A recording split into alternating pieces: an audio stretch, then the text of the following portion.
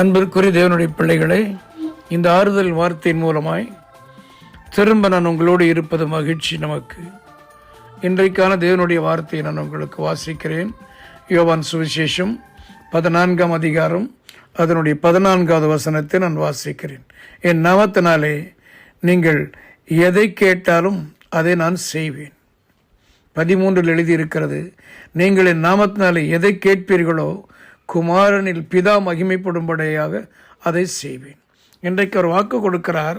இன்றைக்கு அநேக மக்கள் இப்படிப்பட்ட பிரச்சனைகளை பார்த்து பார்த்து பார்த்து இது நம்முடைய தலை விதி, இதுதான் நம் தலையில் எழுதிவிட்டது போல் இருக்கும் என்று தன்னையே நொந்து கொள்வார்கள். நான் ஏன் பிறந்தேன், நான் ஏன் வாழ வேண்டும், யாருக்காக வாழ வேண்டும் என்றெல்லாம் தன்னையே நொந்து கொள்வார்கள். இது யார் செய்த பாவத்தினால் வந்த சாபமோ, என் வாழ்க்கையில் இப்படி இந்த விதி விளையாடி கொண்டிருக்கிறது என்று ஏதோ ஒரு காரியத்தை சொல்லி இதுதான் போல் நினைக்கிறார்கள். இல்லை இல்லை இல்லை, ஆண்டவர் சொல்லுகிறார், என் நாமத்தால் எதை கேட்டாலும் இன்றைக்கு ஒவ்வொருவருக்கும் செய்யும்படி ஆவல் உள்ளவராய் இருக்கிறார்.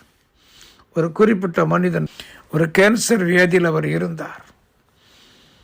ஆண்டவர் அவரை சந்தித்தார், ஆண்டவருக்குள் வந்தார். அவர் சொன்னார், இந்த கேன்சர் எனக்கு சுகமாகிவிட்டால் உமக்கென்று ஊழியம் செய்கிறேன் என்று. அவர் சமத்தில் உட்கார்ந்து அழுதார், கேட்டார். கேளுங்கள், எதை கேட்டாலும் கொடுப்பேன் என்று சொன்னீரே, இந்த கேன்சர் சுகமாக வேண்டும், நான் உமக்கு ஊழியம் செய்கிறேன் என்று. அன்புக்குரியவர்களே, அது எப்படி போனது, எப்படி மறைந்தது தெரியாது. அவர் கர்த்தருக்கென்று தன்னை ஒப்பு கொடுத்தார். டெஸ்ட் பண்ணினார்கள். அதற்கான அறிகுறியே உனக்கு இல்லை என்று மருத்துவம் சொல்லிவிட்டார். அவ்வளவுதான். குதித்து எழுந்து கர்த்தருடைய ஊழியத்தை செய்தார். இந்த காரியத்தை லட்சக்கணக்கான மக்களுக்கு அவர் போதித்தார். கேளுங்கள், அவரை கேட்க நீங்கள் மனமில்லாமல் இருக்கிறீர்கள், அல்லது கேட்க தேவையில்லை என்று இருக்கிறீர்கள். கேட்டால் உடனடியாக செய்யக்கூடிய தேவன் உங்கள் அருகில் இருக்கிறார். அதுவே சொன்னார், இதுவரைக்கும் நீங்கள் கேட்கல, இப்போ என் நாமத்தினாலே கேளுங்கள், நீங்கள் எதை கேட்பீர்களோ அதை உங்களுக்கு கொடுப்பேன். உங்களுக்கு என்ன வேண்டும் இன்றைக்கு கொடுக்கிற கடவுள் உங்களுக்கு வாக்கு பண்ணுகிறார். கொடுக்க வேண்டும் என்று விரும்பி கேட்கிறார். மனம் ஓந்து இன்றைக்கு ஆண்டவர் சமூகத்தில் உட்கார்ந்து கேளுங்கள், தைரியமாய் அழுங்கள் அவர் சமூகத்தில். எனக்கு வேண்டும், நோய் குணம் ஆக வேண்டும், கடன் பிரச்சனை தீர வேண்டும், பொல்லாத பிரச்சனைகள் அத்தனை மாற வேண்டும்.